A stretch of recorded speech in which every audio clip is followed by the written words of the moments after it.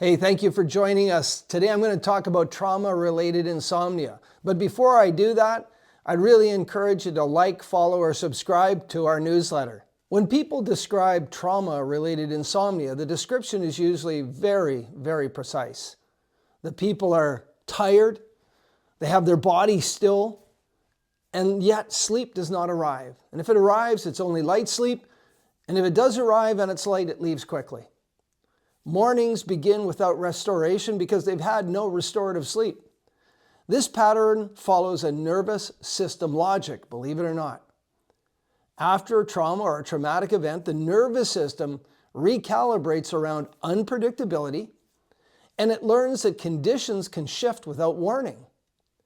Now, nighttime reduces external orientation because of the darkness, the quiet. As the light decreases and the sound decreases, and movement decreases. And those cues should normally be to go to sleep. However, but when your nervous system's been traumatized and is reacting in that way, the nervous system relies more heavily on internal signaling. So for a system shaped by threat, that shift increases vigilance. Now at the level of the brain, this shows up as heightened responsiveness in the amygdala. Now, the amygdala's role is rapid threat detection. So following a trauma, its threshold for activation actually lowers. This is not anxiety as a thought process.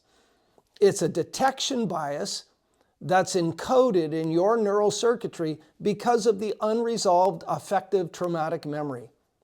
Now, during sleep, especially as consciousness decreases, regulatory influence from the prefrontal cortex, the thinking part of your brain, naturally diminishes. In a regulated system, without trauma, this transition is uneventful and you fall asleep.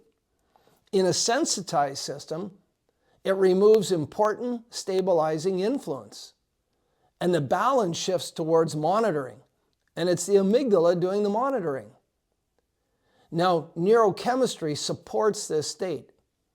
When your amygdala is on high alert, you have elevated levels of norepinephrine and noradrenaline, which sustain alertness and rapid orientation. Changes in other parts of your brain affect sleep continuity and emotional stability. Together, these conditions favor wakefulness, light sleep, and frequent arousal. Now, the body mirrors the brain. When you have persistent, sympathetic fight, flight, fear activation, it maintains your muscle tone, keeps your heart rate up, and keeps your respiratory pattern associated with readiness. Even lying down, the body communicates preparedness. So you lay there, wide awake, ready to go. Now these signals travel continuously through peripheral pathways back to the brain. And here the message is consistent. Absolutely consistent. Monitoring remains appropriate. Now, over time, your sleep architecture starts to adapt. Your deep sleep shortens. This is a problem. Your rapid eye movement sleep becomes unstable. This is a problem. And brief arousals, awakenings, often without conscious recall, increase. And that's another problem. People sleep, yet their nervous system does not disengage long enough to complete restorative processes. If you're really interested in this, read Matthew Walker's book, Why We Sleep. Exhaustion compounds the pattern. So as fatigue increases, regulatory capacity decreases. And with reduced regulation, sensitivity to internal and external cues rise. The system compensates by maintaining alertness throughout the night. Now, when the experience starts to become familiar, tired and awake at the same time. If there's a recipe for frustration, that's it, being absolutely exhausted and wide awake. Now, this is why trauma-related insomnia persists. The regulatory system is organized around protection. And sleep requires sufficient physiological safety to allow disengagement for monitoring, literally disengagement from the world. You fall asleep and you're totally vulnerable in the dark while you sleep. Now, until that condition is met, sleep remains shallow or elusive. Clinical orientation matters here. It's really, really important. When insomnia is understood as a downstream signal of unresolved autonomic activation, the focus can then shift to regulation. Interventions that store rhythm, orientation, sensory safety, and parasympathetic capacity alter the conditions that sustain vigilance.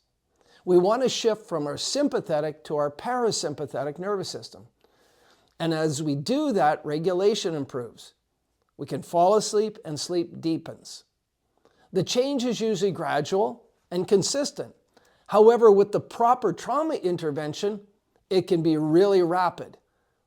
Do a trauma session today, go home, sleep that night.